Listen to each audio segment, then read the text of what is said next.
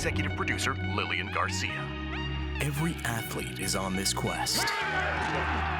Every performer dives in head first, battling real-life challenges and overcoming obstacles in an effort to make their dreams reality. Singer, speaker, and 15-year WWE host Lillian Garcia was the first woman to ever announce WrestleMania and is now the PFL MMA cage announcer. And now she's giving you an all-access pass to the human interest stories of elite athletes, extraordinary entertainers, and wellness experts. Now, let's embark on another fascinating journey of chasing glory with your host, Lillian Garcia.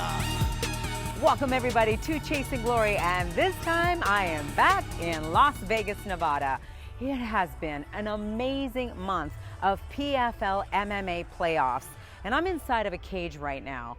This is pretty surreal. The fact that I'm even in here, I mean, my own chase for glory, I never thought that I was going to be an announcer for the WWE. But hey, it was an amazing run. And now I am here in the MMA world, part of the PFL.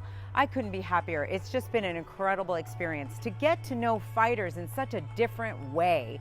MMA, my gosh, it's been around for a while, but people think that it all started with UFC. No, it didn't start with UFC. Sorry about that. It actually started in 1980. That's right, Pittsburgh, Pennsylvania. It was the Battle of the Tough Guys. It sold out 3 days in a row at a Holiday Inn. That's where it all got started. And now from that, we have MMA, what we're experiencing now. So if you guys want to see the cage that I'm inside, this is all the behind the scenes. The guys have been setting up all day. We've got the big final fight here coming on in the playoffs, and of course, the $1 million. And each division is given away New Year's Eve at Madison Square Garden. But if you want to watch it right now, you can go to youtube.com/Lillian Garcia. You can also see the show or hear the show anywhere that you get the podcast. Make sure you follow at Chasing Glory on Instagram, at Lillian Garcia on Instagram and Twitter, and Lillian Garcia official fan page on Facebook. Okay, so if you have followed the show for a while, you know that I get different interviews from different perspectives. Well, I wanted the perspectives of the fighters, which is why I focused on the fighters for the first 2 weeks in October. Now, I actually wanted to do a little something different and focus on the women of PFL outside the cage. We got Caroline Pierce, that's one of the hosts here, doing a tremendous job. She has also been with the UFC doing hosting there in London for quite a while, or in England. And then we're going to get her story on so much as far as athletics in her background and what she's doing to help people every day with their workouts. You're going to love this interview. Then I also wanted to interview the Ring Girls. We got Janie, we got Ashley, and we got Kylie. You see the Ring Girls. They're absolutely beautiful, right? But do you know who they really are? Well, I wanted to know who they really are. Behind all of that beautifulness, get to really know their souls. And that's exactly what happened here. When you hear some of the struggles that they've gone through, how they've endured it, how they've even suffered, well, I don't want to give it away. You'll just have to watch. But you'll see, they've suffered some things that they still go through and how they've gotten through it. So without further ado, let's go ahead and start with the Ring Girls. Here is their journey of chasing glory. While you may only be seeing Janie B, Ashley Wilkie, and Kylie Walton walking around a PFL cage, they are much more than what you see. Born in the Philippines from a military family, Janie grew up an athlete while excelling in volleyball and hurdling. She would pursue a career in modeling, which led her to gracing the cover of numerous magazines, being a Monster Energy spokesmodel, and was even featured on Season 8 of MTV's Wild 'N Out as a Wild 'N Out girl. Another lifelong passion of hers is acting, having competed in film festivals when she was much younger, and can also be seen in the feature film Kiss Kiss. For Ashley Wilkie, health and fitness are not the only things important to her. Through her website, theethicalbeauty.com, she shares her passion for animals as well as delicious vegan recipes while living a cruelty-free and plant-based lifestyle. The Illinois native is certified in plant-based nutrition from Cornell and is currently in school for digital marketing. Kylie Walton is always up for fun and adventure. She is an avid snowboarder and is currently adding to her modeling repertoire by getting her real estate license. One of the newest PFL ring girls, Kylie is an avid traveler and a spokesmodel also for Monster Energy. For these three beautiful women, MMA is only a small part of what makes them who they are. Get fired up, because it's about to get real, raw, and inspiring with the PFL Ring Girls.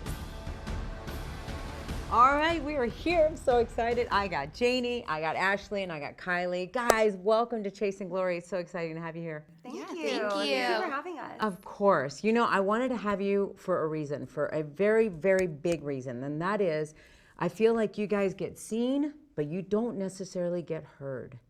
And I'm sure that there's a lot of people that think of ring girls and they think of, you know, holding up the cards and walking around, but don't really get to know you. And I've gotten to know you a little bit from Cage Side, because we don't get to hang out that much. Yeah. But the little that I've gotten to know you at Cage Side, I love you girls. You're so awesome. We love you. Your spirit, your souls, you're just good people. I know we hung out at the airport a little bit, right? So I want to ask you though, right off the bat, I want to talk about this. I remember being at Cage Side, and now you guys mix around a little bit, you two of you. I know you're there every single time here with PFL. But so I'm not sure if it was this exact trio here, but I remember somebody saying that there was a woman or somebody that was trying to get you to not have a job anymore as a ring girl because of what you guys do. You know, holding up the signs, being in bikini, or not bikinis, but you know, shorts and stuff. Was that you?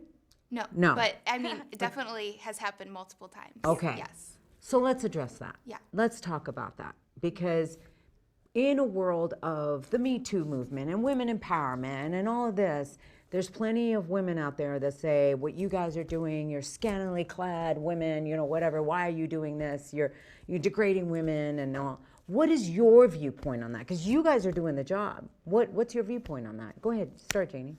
I feel like what we're doing is empowering as well, being comfortable in our own bodies.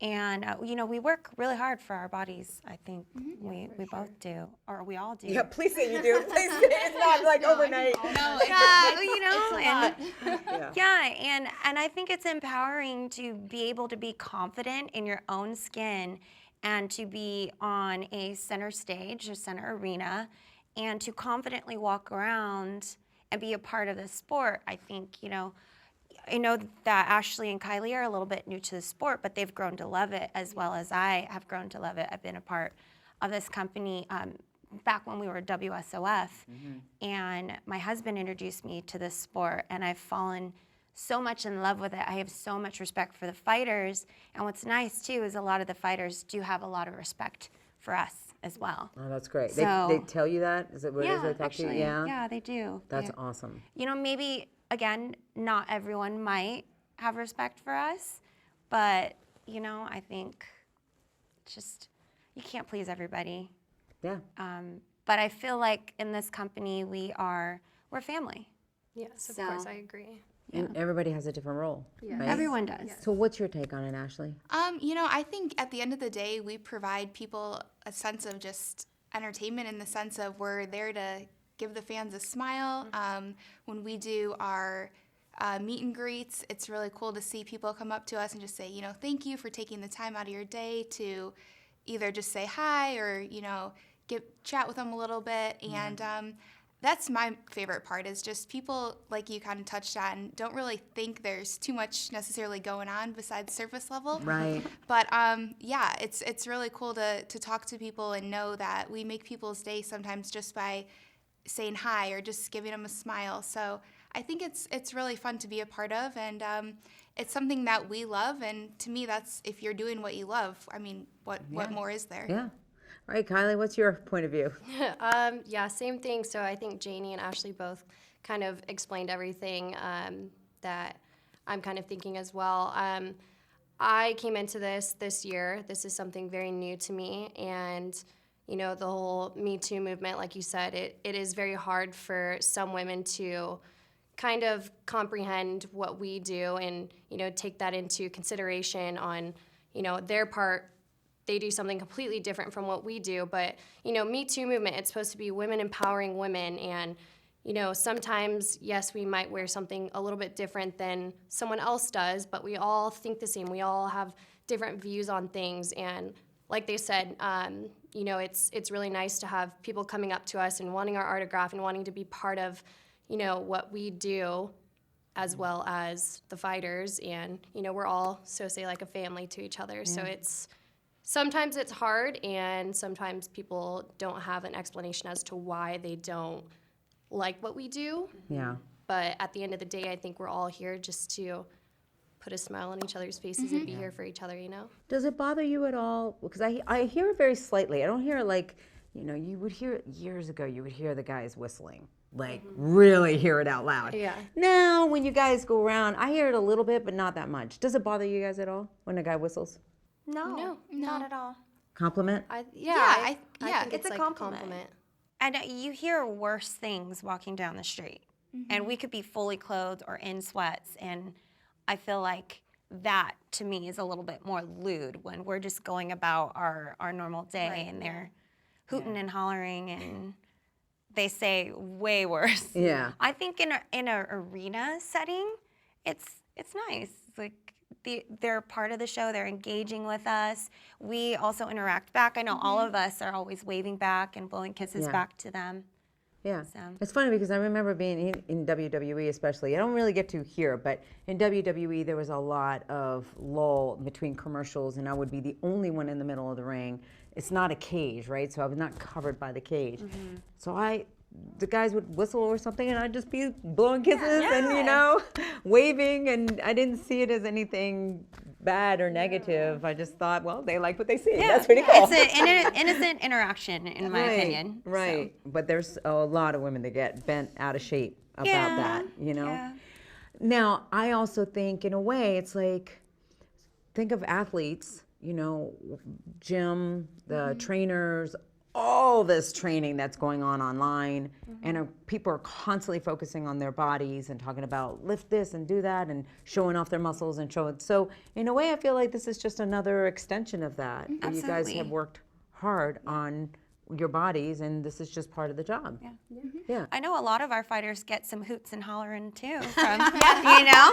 I love that. You know, they're in some tight shorts as well. Yeah. So, and you see some things. Sometimes you're seeing more with the guys than you are with us. 100%. Good point. 'Cause even the wrestlers, a lot of the guys, they have the little shorts. Sometimes they're like almost Speedos. Yeah, you're like, okay. right? Yeah. So they're wearing something, but people aren't bent out of shape with that versus what you guys are doing. Yeah, I mean, it's all in good Perspective. fun, definitely. It's perspective. It's all perspective for sure. Yeah, I'm glad you guys are talking about it. All right.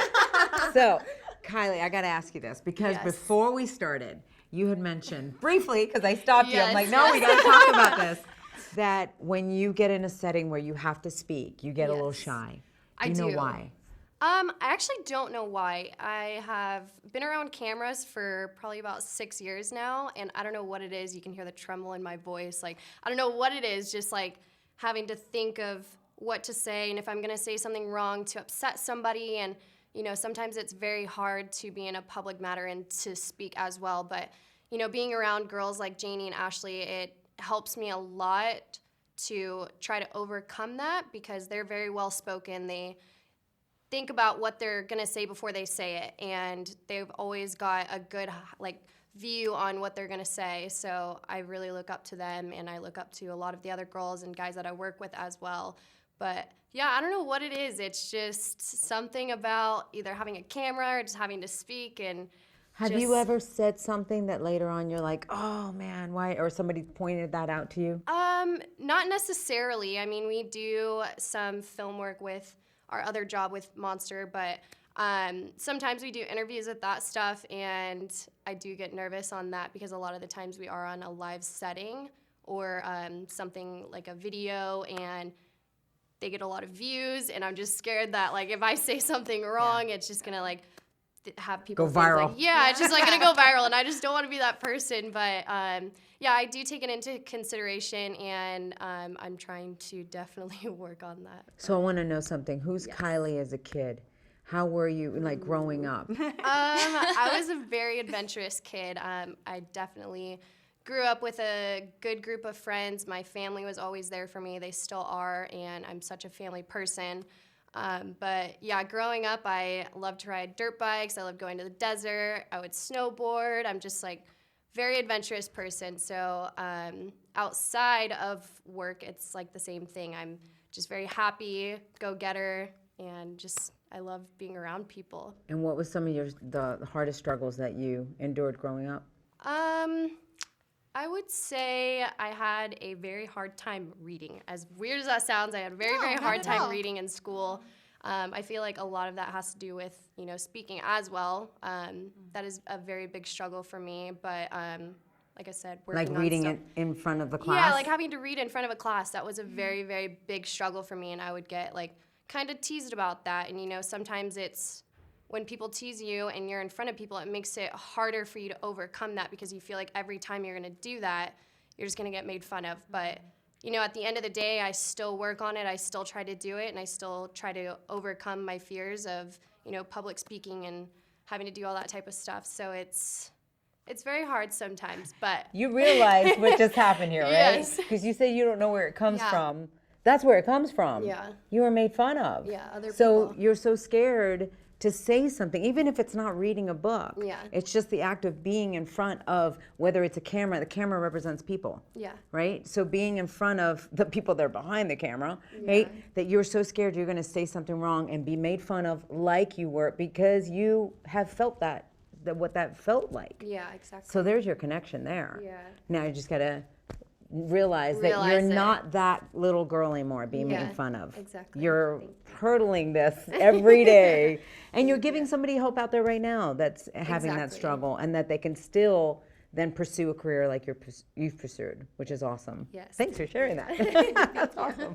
All right, Ashley. Yes. All right, who are you? Like, what's your biggest fear? Ooh, my biggest fear. I would say, honestly, my biggest fear is just not like living to my fullest potential. And not necessarily in a career path, but more just like my beliefs and my faiths. Obviously, anyone that knows me, like I feel like the first word that comes to mind is like, oh yeah, she's the token vegan, or she's like that crazy animal person. But I've just found as I've gotten older that you really have to stand up for what you believe in. And I think if you kind of just live life going through the motions and maybe not, just giving it your all and I don't even know what I'm trying to say, but basically, I just think that if you have something you believe in and you have a platform, like you really need to go for it and just share. And So what is it the biggest, when you say you're scared of not living to your fullest potential, what have you created in your mind that equals fullest potential? so for me personally, I would say my ultimate goal is to open up an animal sanctuary. Oh, So yeah, definitely I feel like down the road I am taking steps to work towards that, and then any chance I get I'm trying to go volunteer and just help create awareness for animals and just really a really compassionate lifestyle. What made you so tied into animals? Is there People something in always ask me childhood? that. No, I swear I was just born and God was like, here's all the animal sauce because like, I don't know. It's always been that way. I didn't even grow up with animals, but like I was like 5 years old and I said, Mom, take me to the shelter so I can volunteer in my free time. Really? So yeah, I've always just been like crazy animal freak, out in the rain saving the worms off the sidewalk. And I still do that. People like my People neighbors are fishing probably with like, worms. You're like, what is wrong with her? Yeah. I don't know. Yeah, that's just, I've always been that way. So people that are not vegan, Mm-hmm. people that believe, what do you feel about that? So I believe. I eat meat, No, sorry. no. And I'm definitely not one to be like, oh, I'm never talking to you. Yeah. I just think that there are certain ways that you can live a more compassionate lifestyle. And I think even if it's something as simple as choosing to eat a burger that has come from, a local farm, an organic farm to table situation Oh, yeah. versus factory farming. Totally, To me, 100% agree with you. It's just, any little change you can make Yeah. that is just going to help you to feel more compassionate. And I think, not to get into the environment and all that, but all that comes full circle. I think it all makes a difference. Okay. Mm-hmm. Biggest struggle growing up Oh, God. or even now? You know what? I have always been, and I think maybe it ties in with how I'm so connected with animals, but I've always been a very emotional person. So I would just say dealing with emotions, getting deep, but dealing with depression. It's still something I deal with, but I think, just staying around people like these two lovely ladies that have always helped me just stay positive and continue to work towards my passions and my goals, staying motivated. I think that's always really helped me. I love that you just shared that. Thank you for saying You're that, though, welcome. about depression, too, because there's a lot of people suffering depression. They look at somebody like you and they go, what is she depressed about? Yeah. Right? And so to know that somebody that even has a career, that has a path, that you know what you want to do, and yet you still suffer from that, at times, what's the best way that you can tell somebody who's out there suffering from depression right now to get through that? First, I would say get off social media because But you're on social media. I am. And Do you limit it? I do limit it because I think today social media is so, like, you're getting 1% of someone's life. And that's that perfect, Yeah. not everyone, but most of the time, overly photoshopped version of them. Right. So I think it's leading to, especially children these days, to like unrealistic expectations and goals. So I think if you find yourself in a situation where you're maybe not feeling great about yourself, feeling anxious, that going on social media, if you're not in a positive mindset, can be really a negative thing. I agree. I even freak out when I'm like, yesterday, for example, I'm like, I don't have anything to post today. Yeah. Oh my God, my algorithm going to go down. Yeah. Oh my God. And I'm going, algorithm. right?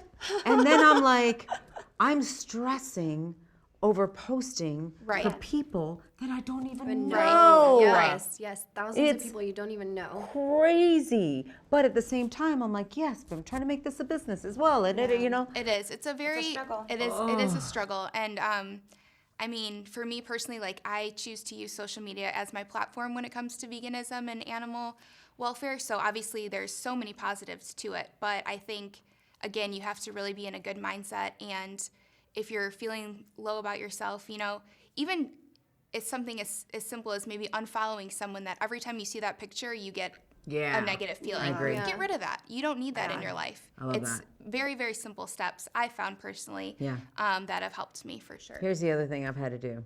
Post, I'm out. Yeah, exactly. I can't scroll. Exactly. I've really have had to limit that. I'm like, and then I go, stop it, rabbit hole. Yeah, exactly. You get in a hole for sure. And then you're like, I feel bad. I feel worse. I feel worse. Okay, Anytime you so, start I comparing just- yourself, get out. Yeah. Just follow food videos.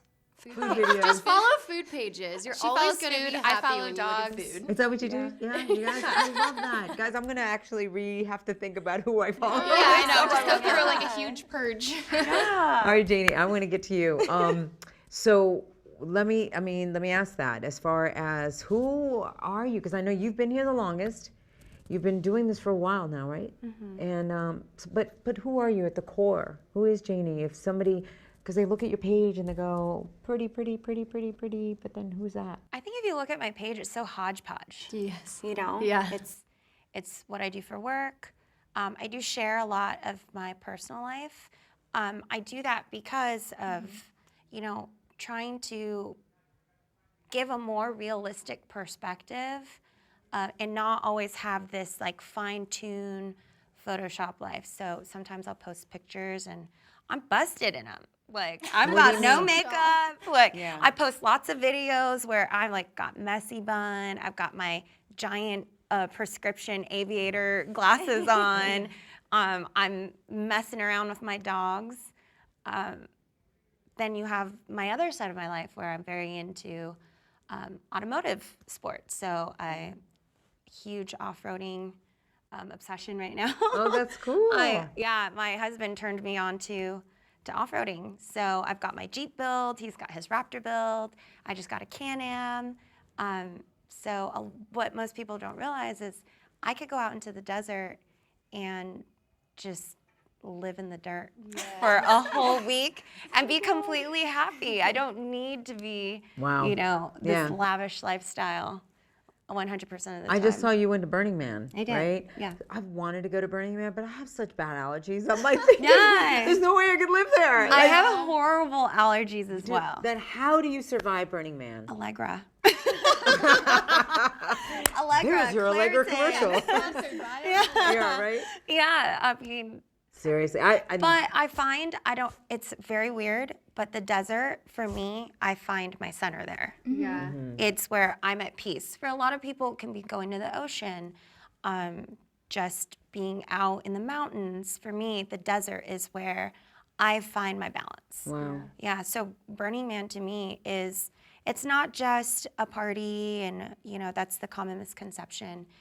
To me, it's a place where, number one, that's where Eric proposed to me. So Aw. it does have already such a special heart or place in my heart. It's also a place where our friends from all over the world, we all get together for 1 week and we get to ride our bikes around and we disconnect from our phones and we have real conversations. I love the and- disconnection. Yeah, the I want to disconnect. disconnect so bad. Yeah, and being inspired by all the art. Like Yeah. there's so many artists that spend more than just a year.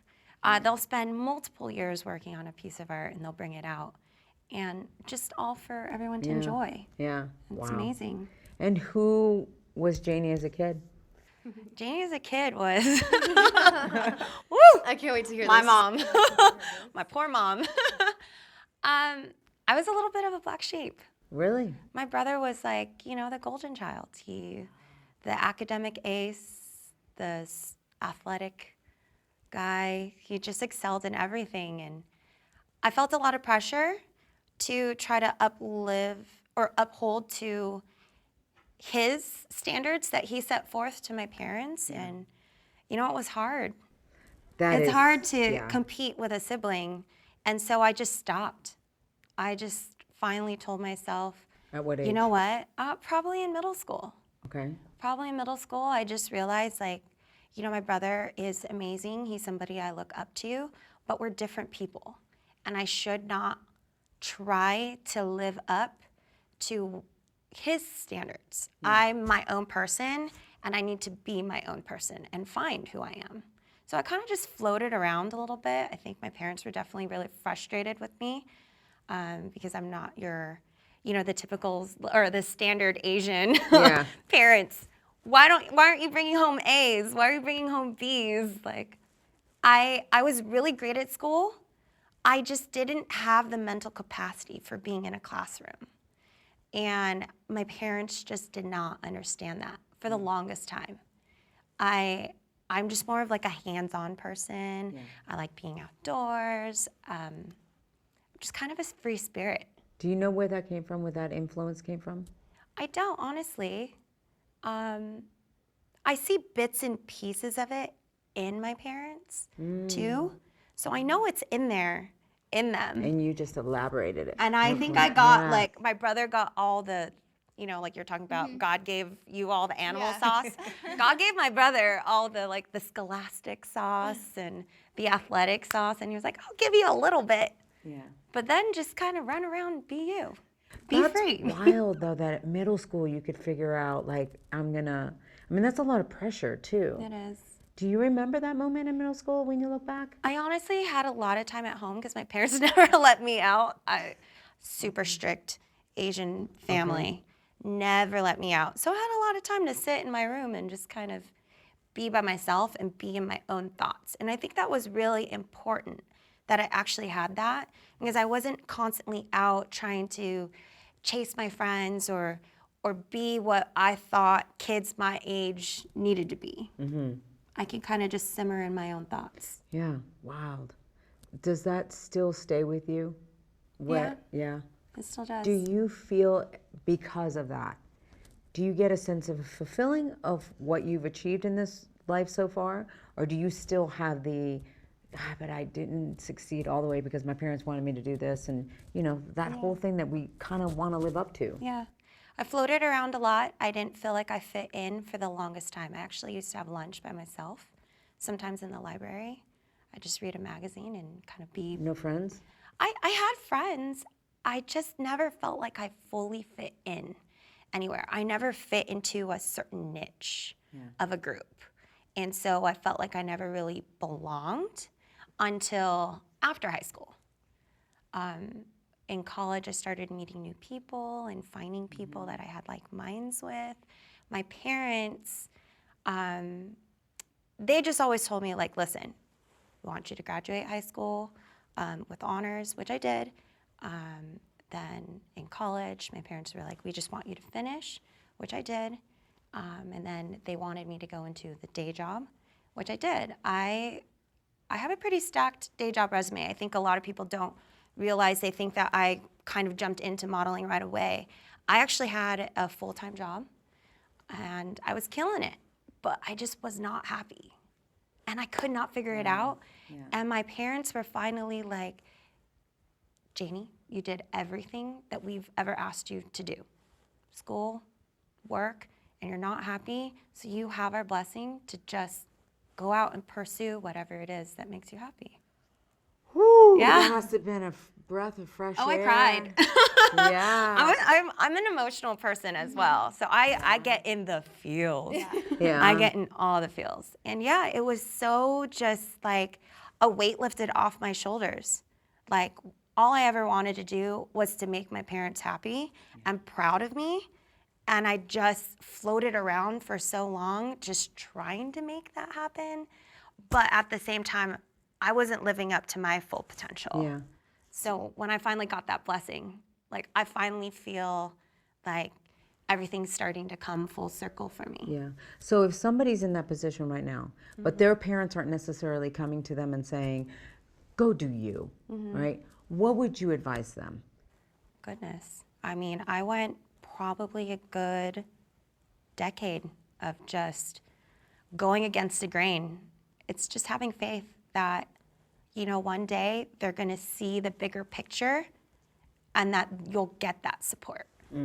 Okay. But that you got to go do you. Yeah, you just got to do you. And I mean, I went years with even close friends and family members not being supportive of me as well. And it was hurtful, but Are they supportive now with what you do? they are supportive now. Okay. Yes. So it But- doesn't bother them, ring girl, all No, modeling? I don't think so. I mean, and if it does, they're definitely not saying it to me. Yeah. And if they did, would that bother, like, would you be like at this point going, I got to just be me? You gotta be yourself. At the end of the Yeah. day, you have to be happy with yourself, and you're not gonna make everyone happy. Yeah. So the number one is yourself, and then hopefully your family follows along. Yeah. Amen. Yeah. Did this resonate with you guys at all? Anything that each one of you have said about the other? Definitely. Yeah, for sure. In what ways? I mean, I feel like we all, just because we all kind of have an unconventional job, right? I feel like definitely what Janie said resonates, because I think at the end of the day, most parents only want what's best for you. So I think maybe we've all taken a bit of a untraditional path to our careers, but I think at least in my family, if they know and see that I'm truly happy, then they're going to always support me. Yeah, for sure. And Same your with- parents have been supportive too? Same with mine, Definitely. yeah. Yeah. Even what you're doing now and stuff Oh like yeah. that. When I first started getting into modeling, that was my biggest thing. I wanted my parents' support, and my biggest supporter till this day is my dad. Oh. My mom is very supportive, but my dad is like my go-getter, my cheerleader. Yeah. Always there for me, and he's like, "Oh, I want you to post that photo. Like, you know, I want you to be happy with yourself, and this, that, and the other." And that's really how I gained my confidence a lot, is through my dad. So let's talk about this as we wrap this up, because unfortunately, we have to head over to the weigh-ins. I got things to do. This is all the behind the scenes guys that you guys are getting to see. This is the video room. We do a lot of stuff in here. You guys have done a lot of stuff in here. If you guys see like all the poles and lights and cameras and stuff, that's what's happening here. But as we head over there, I just want to ask you guys, because there's so much pressure on looks, especially with the job you guys have. Me too. I'm right there with you.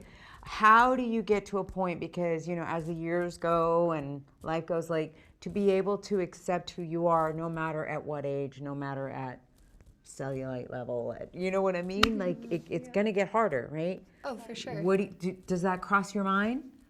Yeah, a lot of the times it's very hard to be confident with yourself because, again, social media. You're looking at all these girls, all these guys, and looking at them and want to be them, but you should look at yourself, look in the mirror, know that you have a good mental state, and just look at yourself and be confident with yourself. Love yourself. There's no reason as to why you should hate cellulite or hate that your body isn't looking the way that someone else is, I have cellulite. I have certain things about my body that I personally don't like, but I take that into consideration and I work on myself to make myself happy, because you need that inner peace that, you know, you're doing something for yourself and that at the end of the day, you're going to be happy with yourself. So, I mean, I think a lot of it is very internal and very mental. Yeah, And you need it's a to take mental note of game. that. Yeah. For sure. I was bulimic for years. So Really? I get it. Oh yeah. I get the whole body image, the whole, Yeah. you know, looking in the mirror every day, not necessarily being happy and just being like dissecting every bit of it. You Yeah. know? So that's why I even asked this question. You know, it's as women, I think it's important to talk about it with other women. I mean, there's so much plastic surgery and there's so much this and that. It's like, at what point do we draw the line and be like, we got to be okay in our own skin? And it doesn't mean don't go work out. I think working out's important. I think working out is healthy and it makes you feel good. Right? It makes me feel 1000%. strong. It's right? therapy, really. Right, Yes. therapy, Yeah. total therapy. But at people dread it. some point, you got to be like, this is the body I was given, no matter what. Yes, You exactly. know, and just be okay with it. Yeah. Is that how do you go about? Yeah, I mean, obviously, I still struggle comparing myself to other people. Maybe they have the legs I want or whatnot. But yeah, it is like Kylie said. You just really have to say at the end of the day, you know what? This is the body I was given, and I'm healthy. I have people that I love. I'm doing something I love, and I mean, what else could I really ask for? Yeah. You know, as we wrap this up, I wanted to say that it's so amazing. Sometimes what I'll do is I'll even look and I'll go, 10 years from now, I'm going to wish I looked like this. Right? Yeah, so I better appreciate it now. Yeah. Yes. And that helps so much. And then whenever I see someone who's handicapped or doesn't have legs or, you know, I go, oh, I have legs. Cellulite and all or whatever, but I have legs. So, Being right? thankful. And talking like this, I think, helps a lot. Yeah, it helps normalize. Yeah. Helps normalize. I think it's just really important to just change your aspect on your body image. It's not necessarily, like Kylie said, what that person has, I want that. It's thinking of like, I want to be my optimal self. I want to feel strong. I want to feel healthy. You just named it. Yeah. It's what you can do the most, be your best like athlete Yeah. self. Know that when you're cheating and you don't look good, but you've cheated, to go, okay, I own it. I don't look as good as I wanted Yes. to look, but I did that because I ate this or whatever. Yeah. So I can't be looking at that person going, well, they're skinnier. You know, well, maybe they didn't eat the chips that you did. Mac and cheese. Mac and cheese. Mac and cheese right here. You love mac and cheese. Oh, yeah. It's like my #1 gold star. But you do it in balance, right? I'd be honest, no. No. Okay, that's fine. But you're happy with it. You made Yeah, a of choice and you're course. happy with it. I would rather go to yoga and go to the gym right after just to work it off, to have that bowl of mac and cheese. Yes. I love I it. love it. That's awesome. All right, well, I want to ask you guys one last question, and that is, has each one of you, your chase for glory looked the way you thought it was going to look? Like you're a little girl looking at your life, has it looked the way you thought it was going to look? For me, definitely not. I'm in a place where I didn't think I was going to be when I was a little girl, because I wanted to be a nurse when I was younger. But now I'm a model, and I definitely want to go back to school to have that scholarship and to know that I've kind of grown up a little bit from just doing modeling, because I just got straight out of high school and went straight into doing modeling. Yeah. So I'm definitely not in the place that I thought I was going to be, but I'm happy where I am right now. I'm very happy. Cool. Yeah. All right. You, Ashley? Yeah, same. Definitely not. Obviously, always wanted to do something with animals, and I will continue to work towards that. But no, I would have never in a million years thought, as a kid, oh yeah, here I'm going to be a ring girl. Like it's crazy, and I'm just really grateful and blessed, and Yeah. just taking every day and every opportunity that I can. Very cool. Janie? Yeah, no, I honestly did not think that this is where my life would take me at this point. You don't grow up thinking that this is a career choice, right? This isn't something that they talk about while you're in school. And then a lot of the misconception about being a model is you have to be 5'9", 5'10", and here I am, 5'3", short, ethnic, with tattoos, Yeah. I kind of go against the grain.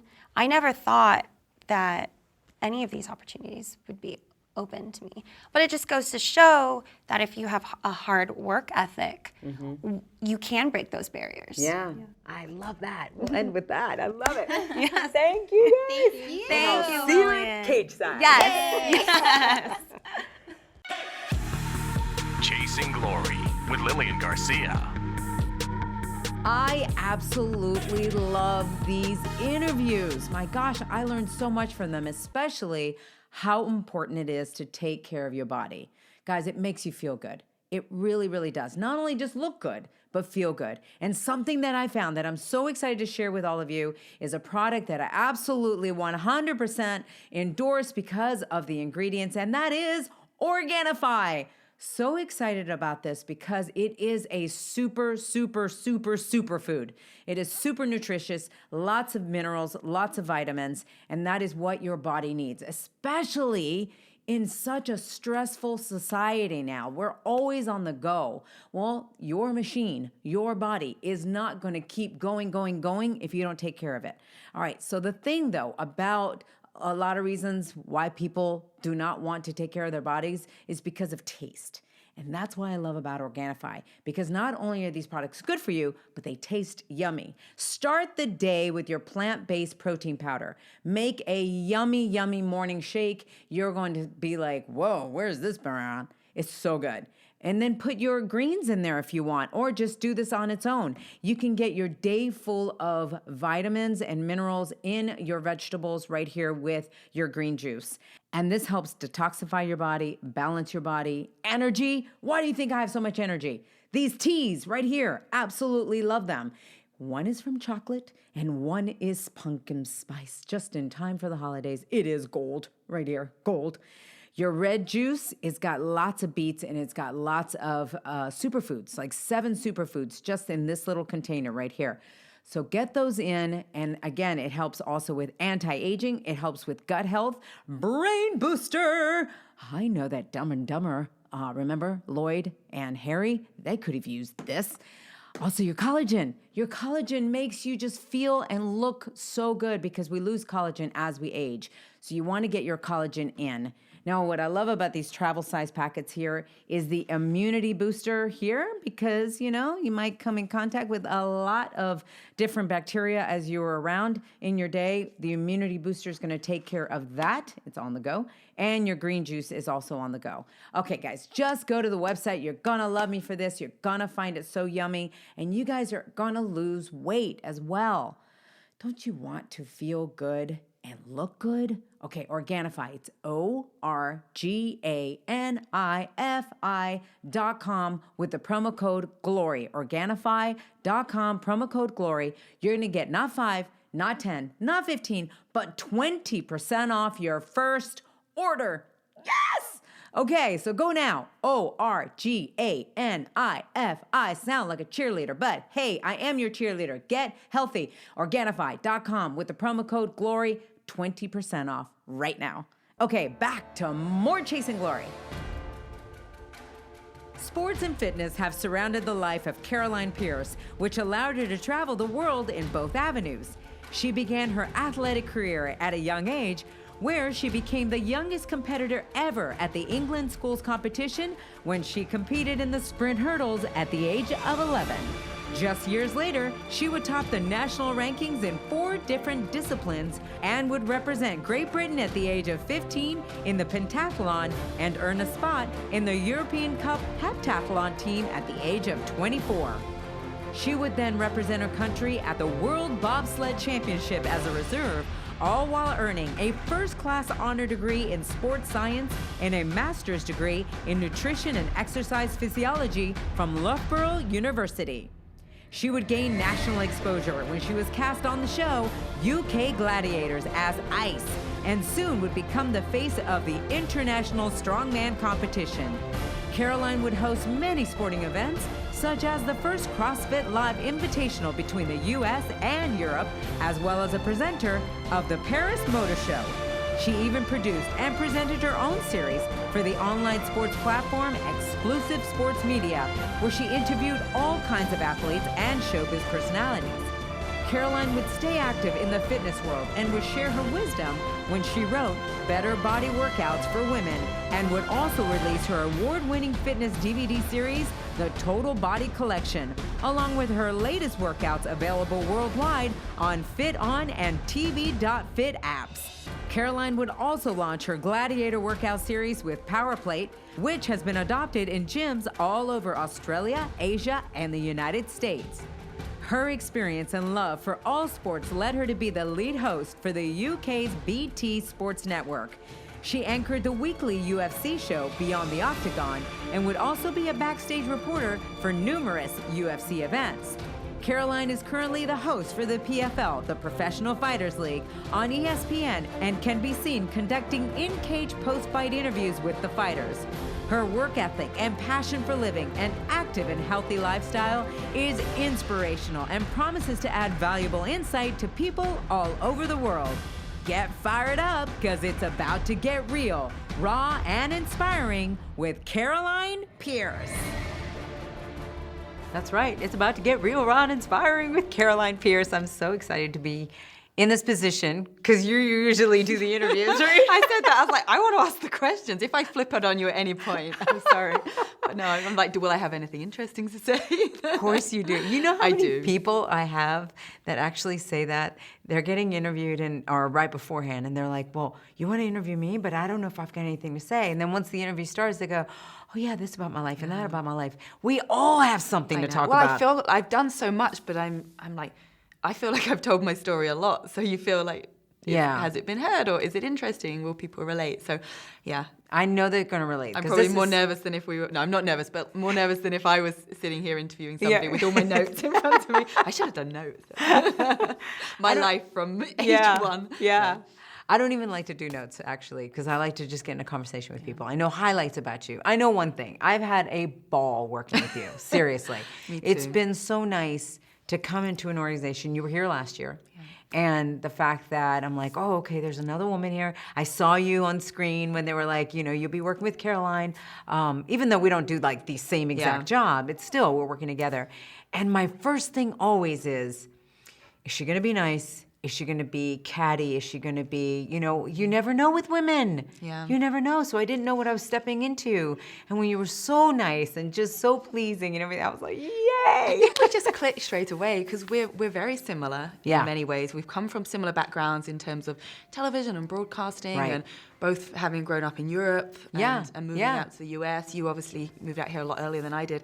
But for me, like you, I'm so used to being in a very male-dominated environment with sport and broadcasting and certain elements of the fitness industry.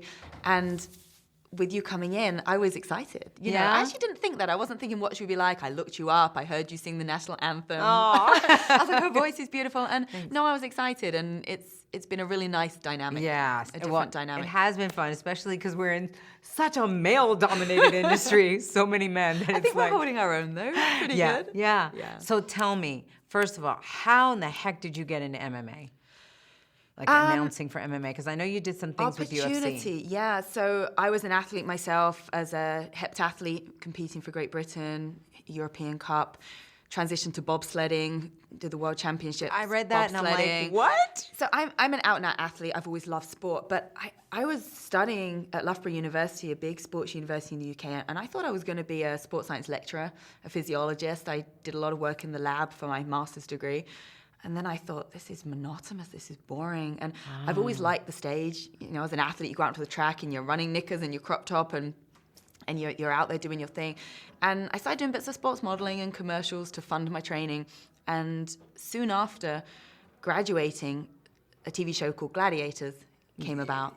And it's the same as US Gladiators. We had UK Gladiators. Right. But this was the revival. And so I'm going on a tangent now, but I grew up watching Gladiators, and I actually said and I've told this story before, I actually said to my mum, I'm going to be a gladiator one day. I was like 10 years old. You really said that? And she did the whole, yes, dear. Yes, dear, whatever, dear. And then when the revival came back, a friend of mine acted as my agent, didn't have an agent, put me forward, and I went through thousands of people and the rounds to get the character Ice and be a gladiator. That's amazing. So I got a taste for television and I liked it. That was just one season. It was short-lived. Why didn't you sign up to a second? So It was TV rejection, basically. I didn't get picked up for the second season. Okay. And I did the first season. I was used for so much of the publicity and PR, but Yeah. I think I treated it more like it was a race, like it was something I had to win as a gladiator. I don't think I necessarily played the TV game very well. I didn't get it. I didn't get the TV game. What's the TV game? Which is play the character. I was a character, and I was Yeah. just focusing on being an athlete. Ah. You know, so, but who knows? But all I know is when it came to the second season, my dad had just had a massive heart attack, which thankfully he survived. And I got this call saying, you know, we won't be bringing back season 2. The reason being was I was a baddie character and they wanted to bring in more good characters. And Yeah. they actually said they would find it hard to flip me into a good character, having played the whole first season as Ice, a baddie. Right. But who knows, you know, and there's my dad telling every doctor that I'm a gladiator, and I didn't want to tell him that I wasn't going to be coming back for the second season. But it was a blessing in disguise because I set to creating my show reel, and I thought, I want to combine this experience I've had in television with my love for sport, and I want to do sports broadcasting. It wasn't what I studied, but I was like, okay, then I don't have to be a character. I can be me, sharing information in the world of sport that I love. MMA wasn't something I knew anything about, though. I started by doing an athlete interview series. I covered the world's strongest man. I always felt skinny and slim because I was surrounded by these huge world's strongest men. So I did that for Channel 5 in the UK, Eurosport, covered some motorsports, some trackside reporting for the British Superbikes. And BT Sport, which is a British network, started in 2013. It set out to rival Sky Sports, and they got the rights to the UFC. But I'd been talking to them about the MotoGP because I love motorsports, and that was what I wanted to do. And I was on holiday in the Maldives with my boyfriend at the time, left my phone in the safety deposit box and just happened to check it once, which we never do nowadays, do we? Our phones with us the whole time. And it was my agent saying, BT Sport want you to host a weekly show on the UFC. And I was like, whoa, okay. And I could name Anderson Silva and George St. Pierre, and that was it. So you say yes and you learn, right? Right. So that was my motto, and I just literally watched the back catalogue of every and any fight I could. Started the show, and I was hosting the show. I had experts with me, but I was, paddling pretty hard upstream to learn, to try and come across credible. And it went from there, and I had a lot of criticism, which, is difficult and was hard to take because, I'm just trying to learn names. The fans were brutal, but I fell in love with the sport. Every week, having the athletes, the fighters on our show, getting to know the stories, going out to the fights. And before I knew it, I was thinking, sleeping, breathing, knowing fights. Yeah. But it took a while for me to learn it, and it took a while to be accepted. How did you handle that with the fans when they were so brutal to you? MMA fans are brutal. And the way I think about it is, if you're watching a television show and you don't like the actress or the actor, you probably just don't watch that show. But if it's your sport, MMA, or it's football, and you don't like the host, you still want to watch that sport because it's your team, it's your people, but you're going to criticize and not like the host.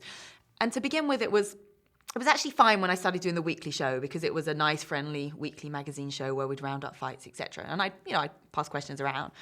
But the first event I ever did live in the arena, covering the live broadcast for BT Sport, was an event that was being held in Manchester, England, and we were in the London studios. So we weren't in the arena. And the team decided to take Joe Rogan and the people that they knew in the UFC away, their voices away, and replace them with my voice. Now, if you know anything about fight sports, you'll know that you don't want to hear me over Joe Rogan at that stage in the UK. Right. So a lot of people were just kind of, who is this? Who is this blonde chick talking So fight? it really wasn't you, it's anybody would have been criticized. I think it was difficult, and I didn't know that you don't talk over the walkouts. I just didn't know. I was thrown in at the deep end, and I'm glad I was, but I went through the show. I was hosting it alongside John Gooden, who's a big UFC commentator now. We'd not worked together before. Mm-hmm. And what also happened was the world feed went down. And again, people don't know that. That means we have nothing to go to. So it means we just have to talk and fill. So we're filling, and I'd used up the limited knowledge I had of the sport, and I'm just resorting to fitness and training and that kind of thing. And anyway, I feel like I handled the event well. The team were pleased. I went onto Twitter, just didn't think a thing. I'd never had heavy criticism in my career with anything. And I looked online, and I was just torn apart from how I looked, how I sounded, what I said. I think one person went as far to say, this girl makes me want to kill myself. Wow. And then there was actual professional write-ups as well, not about me, but about BT Sport's first coverage of a live event. Yeah. And I was crushed. We had our live show the following Tuesday. You know, I remember going home from my boyfriend at the time saying, my career's over, that's it, I've ruined it, I shouldn't have done this. And it was like, you got to go out and kill it this next show. And we did, we had a great show, that was all fine. Fast forward 3 or 4 months, I was asked to do the same thing again, cover a live show. This time we were going to be in the arena. And I said, I can't. She's like, you can and you will, because you know your stuff now and you're going to prove to everybody. Oh, wow. So it was that kind of deep breath. Okay. I didn't even look at social media. Went out. I know I killed it. It was an awesome, the words, I knew everything at that point. Not everything, but enough. I always do my homework. I always study so hard. Yeah. It's always been my thing. Work harder, know more, be prepared, have your notes together. But in a fast-paced sports situation, when you're new, that information of when they fought, how many years ago and who, it's not there, you know? Right. But the second time was awesome. And there was a couple of criticisms, but that was a turning point for me. I had a lot of people saying positive things or not even mentioning me at all, just talking about the event, which is what it should be about, because the broadcast and the coverage was great. And as you went on to then, UFC themselves asked me to cover their Fight Pass events for Europe, Middle East and Africa. Fast forward a little further and thinking about moving out to the US, George Greenberg here at the PFL at the time was at Fox. He brought me on to be their fight correspondent for Fox. You know, so what started as not knowing anything and covering these studio shows became a passion. Like I said, I took the criticism, the rejection. I kept going and was at the point where it didn't matter to me what anyone said anymore, because I knew my stuff, and I got to the point where the fighters related to me. The fighters who know my background as an athlete see that as credible, and there's a level of respect there. And I felt I could go into any environment, and I've been to the biggest fights all over the world and stand in front of the biggest names and talk to them and interview them and do live shows. So, I stand here now 6-7 years later feeling like I'm pretty damn good at this job and I know what I'm talking about, but I also realized that it took a while. Wow. I know. And I was thankful for being given the opportunity to do so, actually. I wasn't... They allowed me to grow in the sport. When you said that you were actually glad it happened, why? Because someone once said to me, never sit in the comfy chair. And I've always felt that way. I get twitchy if something gets too easy for too long. And also it just makes you grow. And life is full of rejection. And we've talked about this, whether it's rejection in work, relationships, family, it can be anything. And rejection in work, I've learned to take. It's going to happen. We work in an industry where you are disposable, and as much as you can be very good at your job and do the best job, I can't rely on it being here forever. So I've learned not to take it personally. And no, the one thing I always know is that I will succeed in what I do work-wise, and it might sound arrogant, but whereas I've questioned myself in relationships and personal things, and I've had doubts when it comes to my work and my career, I've never doubted that I will continue to grow and be successful. It's just, I think it's the athlete mindset of mine. Where did that start from? Like let's go back. Like where did you begin with the athletes and the work hard and just know? Yeah. I ran before I walked. I've just always wanted to be go, go, go. And as an athlete, it was just having to install that belief that I was the best, that I was the fastest. You know, I was doing 7 events in the heptathlon. Again, you might have a bad event, but you got to pick yourself up, because 45 minutes later, a bit like this fight twice in one night with the PFL, 45 minutes later, you've moved on from the hurdles to the high jump, and you've got to get points again. You know, there's points for events. So I don't know. I'm competitive, but only in things that matter to me. Are your parents competitive? Yeah. Well, my mum was an athlete. My grandma was an athlete. Okay. My mum would scream at the sidelines of the track, "You're not running fast enough." And I'd be screaming back at her in the 800, the last event at the 800, saying, "I'm trying." She's like, "Well, not if you can speak to me." So we'd have this dialogue. So I wouldn't call my parents pushy. I'd just say they were very encouraging and supportive, but we just share a mentality of, you know, if you can't do it, that's fine, but you better be trying your hardest the whole time. Does that put a lot of pressure on you? And the only reason I ask is I remember my parents did the same thing, especially my mom. very supportive and all that, but she wanted me to do really well in school. And I was making A's and doing really well in school. And I'll never forget, I brought home a C one time. And she looked very disappointed. And she just said, well, if that's the best you can do. And I'll never forget that feeling. I just felt so like, oh my God, like I just took the wind out of her, right? That it just made me like, okay, I gotta do good, I gotta do. To the point that one time I made an A-, and that minus felt like an F to me. Oh, wow. And I even went to the teacher and I said, A-, how can I make an A-? I did this, this, and this. Like I started really dissecting everything. So it started creating this mentality of perfection.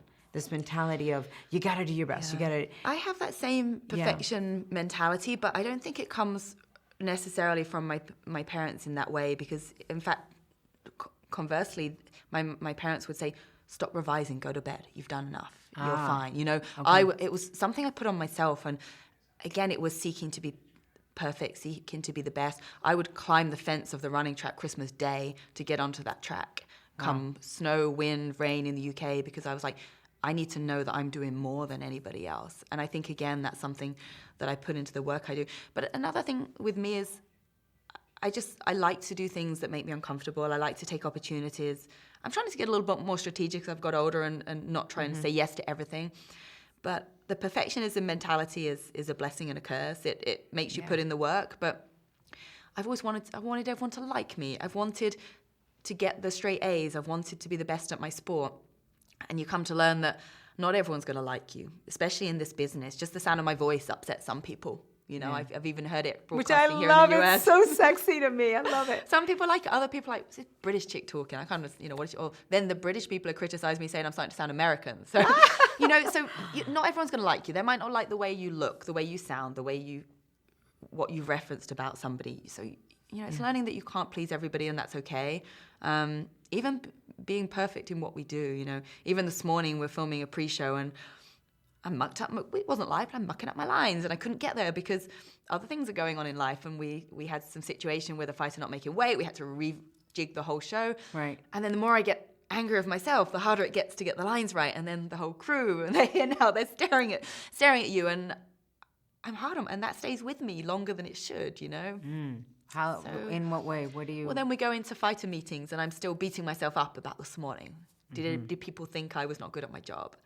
And I've done a lot of work on myself to be positive, but it's okay if I screw up. And again, when we do live broadcasts, people don't realize what you're dealing with. You do, but there's people talking and screaming in our ears. We're getting countdowns. The format's changing as we go through the night. You never know how long the fights are going to last. Right. I'm interviewing someone and I'm being screamed at to get off air. Come on, move on. And so I have to cut someone off. So you're dealing with voices in your ear, quite literally. You're dealing with trying to remember what's coming next, trying to remember what happened in the fight 2 hours before. Right. Sometimes you're going to make mistakes. And what I talk about now with my boyfriend Jason is, he's like, people are used to that on air. In sport, when things change, you haven't got to deliver your words in this perfect rhythm that's, without fault. People actually like a bit of humanity, and I don't mean making mistakes, but I just mean you're working your way through it, and that's natural and normal. So for me, again, I guess, it comes back to just wanting to be better, is it's okay to not always be slick and smooth and perfect. And actually, I've never wanted to put anything out there about me that isn't me training and performing at my best, delivering at my best. And I think maybe I should put out a little bit more that people can relate to, that what goes on behind the scenes. Because it's almost like, Insta story for or Instagram, everything seems so perfect. Yeah. People are like, to hell with you, right? And that's what we portray. It's and not I wanted to always be Superwoman. I wanted to portray that. Yeah. But I don't think it's But do you know why? Like, relatable. what do you get out of it? Like, what did you get out of it even early on that you were like, this feels so good that I never want to lose this, and this is what I want, not the other? What the to be perceived as, maybe it's a self-protection thing. Maybe it's to not be criticized for a flaw. Maybe it's... Because what does a flaw mean to you? I guess a flaw means... Yeah, I don't know. It's an interesting question. A flaw, if it's a mistake, that means obviously I've made a mistake. I can be better. If it's a flaw that's just part of me, then I guess the right answer would be to learn to love that and accept that. But I think that comes with age as well. I'd definitely say I've got better with age. But then I go and move to America and I face a whole new set of challenges in life personally and work. You know, I got to a place in the UK where everything was going great. I was traveling all over the world, shows in Australia for fitness brands and coming out to the US for UFC and fights. And then I moved to the US and then it's very much alone, not being known by the magazines and the people that would ask for my comments in fitness. You know, it's starting again in many ways, not completely. I've worked with a company, PowerPlate, the vibration training machines, for 15 odd years. I continue to work out here with them, and that was a very strong relationship. I know my stuff there. Fight-wise, I continue to cover the UFC for BT Sport, but I didn't have the same friends around me. I didn't have the same support system around me. I realized that although we speak the same language, some words and phrases I say don't translate or are mocked a little bit. Yeah, even mocked, but we don't say that. Oh, yeah, exactly. Made fun of a little bit, or mocked. Mocked. See, your So it's accent. the Yeah, it was the accent. exactly. I get it. I feel like I created even more pressure on myself by moving to another country. But again, I like the challenge. But you love the challenge. That's what it is. But relationships work different out here. So talk Business to me works about that, because different. you say it's easier for you work-wise. You know you're always going to work whatever. What's with relationships that you don't feel as in control or as positive with that as? I do now, and I'm very happy. But I moved out here, and I'd always been in fairly long-term relationships, and I moved out to Los Angeles. And if anyone who knows Los Angeles knows it's a place of lots of very beautiful people. To me, American culture is quite a multiple dating culture. Yeah, I've come to learn. So this was all very new to me. And, after a year of doing my own thing, being single, setting up my life in a new country, I was very open to meeting someone. And I'd start to develop relationships or connections with people thinking it was something, only to learn that it's actually not, people then go quiet or disappear, or it's not the right timing for them. And it's another form of rejection. And if I'm honest, I'd never had that before. Yeah. I'd met people, it had formed a relationship or hadn't, but it had always been on kind of my terms, I guess. Right. And suddenly it wasn't. And you start to question yourself, will I ever meet someone? Will I be happy? Will I be enough? Has the world changed so much that everyone's always looking for what's next and what's better? Yeah. I never doubted myself and who I am as a person. I'm very confident in myself, but it was just doubting and losing faith in that they're in this world and in this LA environment, that you could meet somebody that would want to be in that right place and meet you. And I did on Bumble. Oh, you did? You met him on Bumble? That's awesome. So it's quite funny. I had no interest in the dating websites and whatever, and my friends were like, this is where people are meeting people. Yeah. No one's I've going out looking so around. Many friends. I hate saying it. I wish we had a better story. No, but I love that because it's 2019 story. You know what I mean? Like I've had so many friends. But do you know? That have met.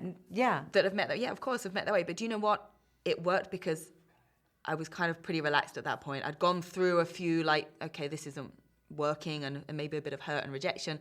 And I went and had some therapy for the first time ever. I did some hypnotherapy, kind of got feeling better in myself and the tools to cope. And when I really wasn't looking, I was just browsing, if you like. Yeah.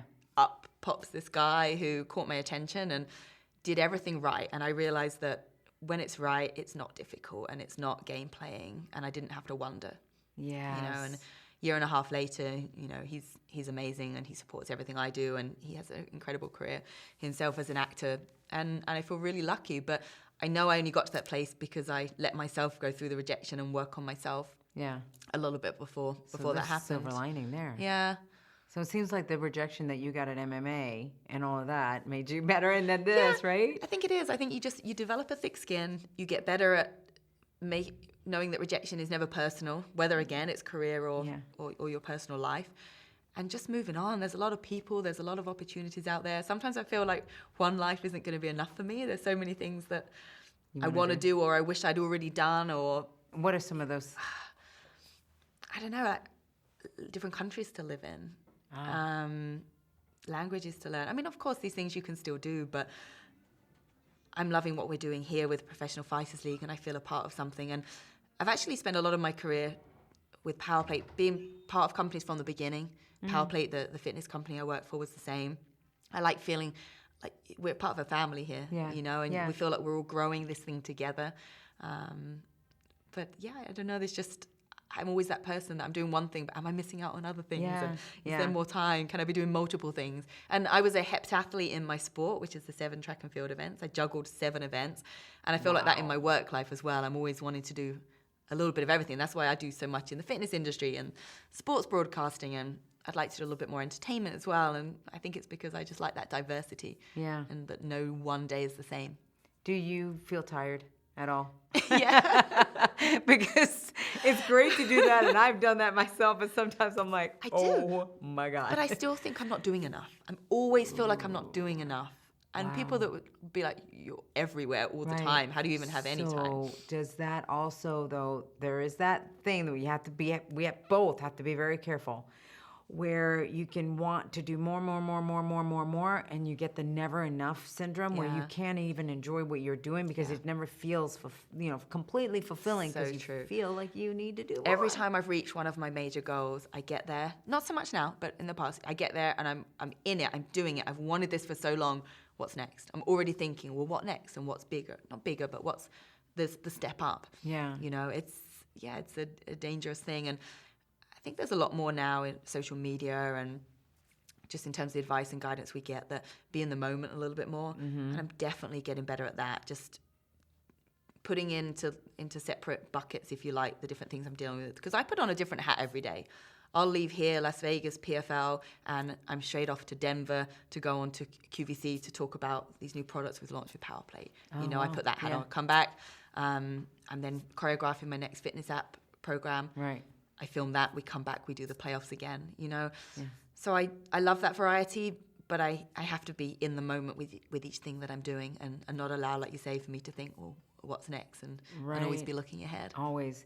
And you recently fractured a foot from doing so much with your stress fracture, right? Yeah. Doing so much with your fitness app. I mean, you were telling me you filmed like 2 months or a month. 90 days of workouts in 2 days. That's insane. 90 days of workouts in It wasn't 2 90 days. workouts, but it was 20 odd workouts. Oh my gosh. And variations. Right. Which is insane. But now, Do you know what? You've made me think as well, because again, on social media, I'm probably showcasing the jumping around and all this stuff, and people see how much I work out, and I think I make some people feel tired sometimes just watching me, but they probably don't see that I have bone on bone in my left knee, and I'm dealing with that every day. I've now got a stress fracture in my foot. I bulged my disc earlier this year.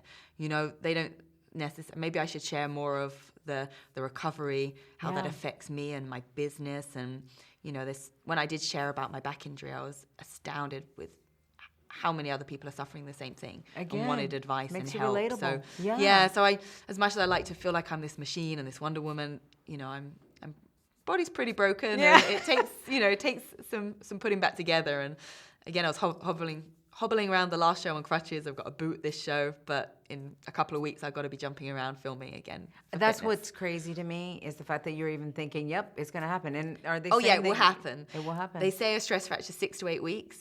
Okay. My filming will be 4 weeks, and I will do it. Wait, a stress factor 6 to 8 weeks, Yeah, but your to fully filming is in 4 weeks. Yeah.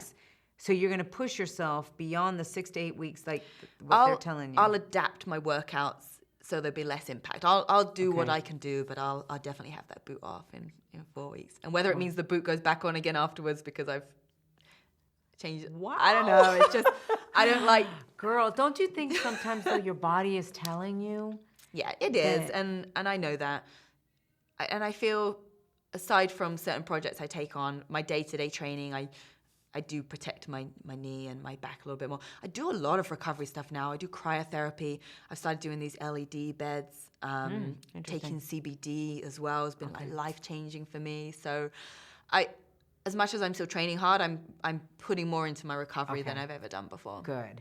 And I've always said, you train hard, you recover harder. Yeah. I take a full day off training a week. There's days that I'm not filming and putting on my Instagram where I'm just sitting on a recumbent bike, just turning my legs over. Again, like I said, I'd Why? probably What show a does little that bit of do? that. Just a recovery, just flush out toxins, lactic acid. So really rather- just on a bike? Active Just- recovery, yeah. Oh, I do some okay. days where I'm not circuit training, I'm not weightlifting, I'm just... Good point. I Yeah. wanted you to give some advice to people out there that are training. First of all, because we're running out of time, we got to go to a meeting. Because we got to go.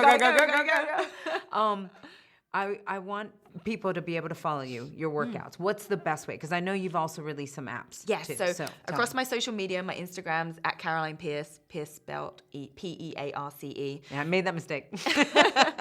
And then I have workouts on the Fit On app, which again is free to download. And I'm just about to release my Limitless series with TV.fit, which is a subscription-based app which launches again in the next week or two. And that's basically 2 months of a program that you can follow, and it's That's pretty great. high intensity. And if you want to get in shape in 2 months, this Limitless program will be the one. So I'll keep everyone up to date on my social media channels, but Twitter, Instagram, at Caroline Pierce. That's awesome. And there's daily workouts on there, a lot of fight news, all That's that good great. stuff. Well, I look forward to continuing working with you. Yeah, You're it's so been a pleasure. amazing. And I just, real quick, because I really, really want to ask this question as we wrap this up. Has your chase for glory looked the way you thought it was going to look? Yes and no. I wanted to share elements of the industry and, how hard it is, but you've definitely raised some questions that I think I'm going to go away and think about now.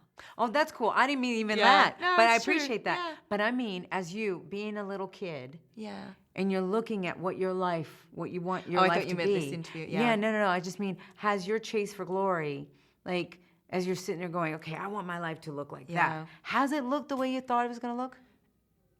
I would never have imagined I'd be covering MMA sports and getting up at 3 in Me the too. morning in the UK to watch fights and sit in Barney's Beanery on my own to watch fights because no friends will watch it with me. So yes, in that I knew I'd be doing something on a stage. No, I didn't think it would Look like be this. in this way. Yeah. But are you happy you've taken this so road? happy. I always say, have your goal, work towards it. But if a road takes you off in another direction, explore it. If it's exciting to you and it scares you a little bit, explore it. Yeah, that's exactly what I'm And you're a trying to- big inspiration to me as well. Coming into the PFL and seeing what you've done with your career and how well regarded and respected you are. And I feel I relate to you so much and I can learn so much from you as well. So it's...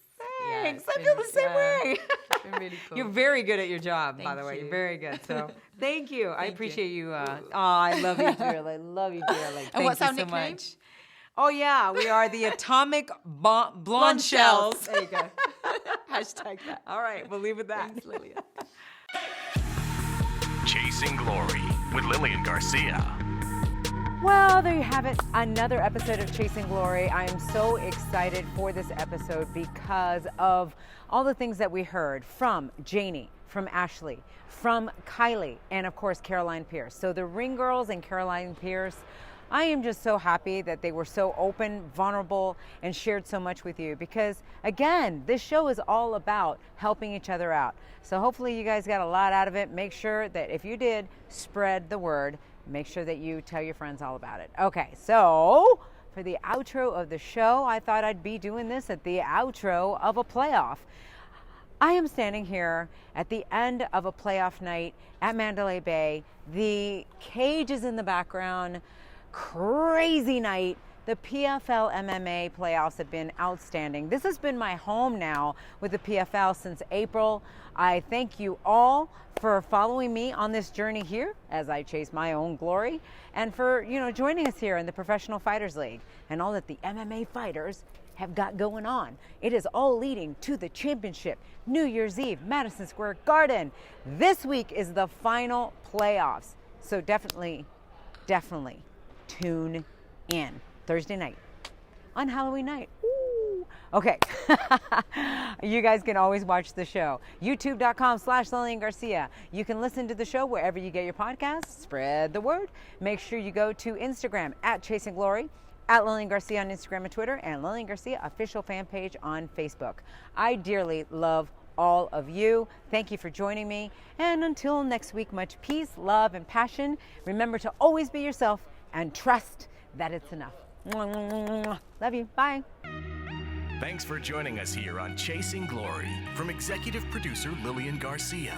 Don't forget to share this episode with your friends and be sure to subscribe at Apple Podcasts or wherever you get your favorite shows.